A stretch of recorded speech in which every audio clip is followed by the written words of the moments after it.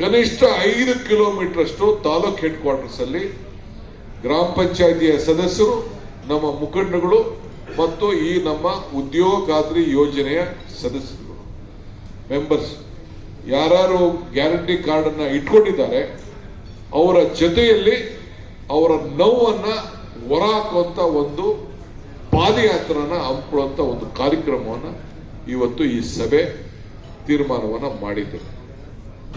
ಇದಲ್ಲದೆ ಆದಷ್ಟು ಇದೊಂದು ಪ್ರತಿಭಟನೆ ಕಾರ್ಯಕ್ರಮ, ಇದು ಪ್ರತಿಭಟನೆ ಪಾದಯಾತ್ರೆ. ಇದರ ಜೊತೆಗೆ ನೆಕ್ಸ್ಟ್ ಒಂದು ಕ್ಯಾಬಿನೆಟ್ ಅಲ್ಲಿ ದಿನಾಂಕವನ್ನು ನಿಗದಿ ಮಾಡಿ 2 ದಿನದ ಒಂದು ಸ್ಪೆಷಲ್ ಸೆಷನ್ ಕರೆದು ಇದರ ಬಗ್ಗೆ ವ್ಯಾಪಕವಾಗಿ ಚರ್ಚೆ ಮಾಡಿ ಸಾಧಕ ಬಾಧಕಗಳನ್ನ ಮಂದಟ್ಟು ಮಾಡಿ ಜನರು ಕೂಡ ಜಾಗೃತಿಯನ್ನ ಮೂಡಿಸಲಿಕ್ಕೆ ಅಸೆಂಬ್ಲಿ ಮುಖಾಂತರ ಇದರ ವಿರುದ್ಧವಾಗಿ ಈ ನಮ್ಮ ಅಭಿಲಾಷೆ ಇದೆ, ರಾಷ್ಟ್ರದ ಜನರ ಬದುಕಿನ ಬಗ್ಗೆ ಏನು ಅಗಾಧವಾದಂತ ನೋವುಂಟಾಗಿದೆ, ಇದನ್ನ ಮತ್ತೆ ಮರುಸ್ಥಾಪನೆ ಮಾಡಬೇಕು.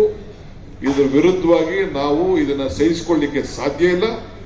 ರಾಜ್ಯಕ್ಕೆ ಅನ್ಯಾಯ ಮಾಡಿದಿರಿ, ಕೂಲಿ ಕಾರ್ಮಿಕರಿಗೆ ಅನ್ಯಾಯ ಮಾಡಿದಿರಿ ಅಂತ ಹೇಳಿ ಇದನ್ನ ಮತ್ತೆ ನರೇಗಾನ ಇದನ್ನ ಮಾಡಬೇಕು ಅಂತ ಹೇಳಿ ಇವತ್ತು ನಾವು ಸ್ಪೆಷಲ್ ಅಸೆಂಬ್ಲಿ ಸೆಷನ್ 2 ದಿನಗಳ ಕಾಲ ಕರಿಬೇಕು ಅಂತ ಹೇಳಿ ಅವತ್ತು ನಾವು ಸದ್ಯದಲ್ಲೇ ಕ್ಯಾಬಿನೆಟ್ ರೆಸಲ್ಯೂಷನ್ ಈಗಾಗಲೇ ಪಾಸ್ ಮಾಡಿದ್ದೇವೆ. ಇವತ್ತು ಅಸೆಂಬ್ಲಿ ಸೆಷನ್ ಅನ್ನ ದಿನಾಂಕವನ್ನ ಮುಖ್ಯಮಂತ್ರಿಗಳು ಇನ್ನೊಂದಿನ ತೀರ್ಮಾನವನ್ನ ಮಾಡ್ತಾರೆ.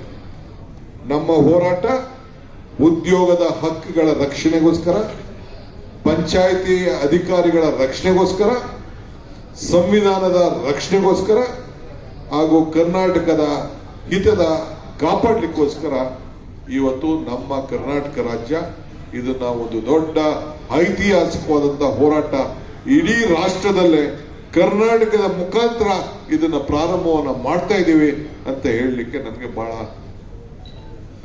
ಹೆಮ್ಮೆ ಆಗ್ತದೆ.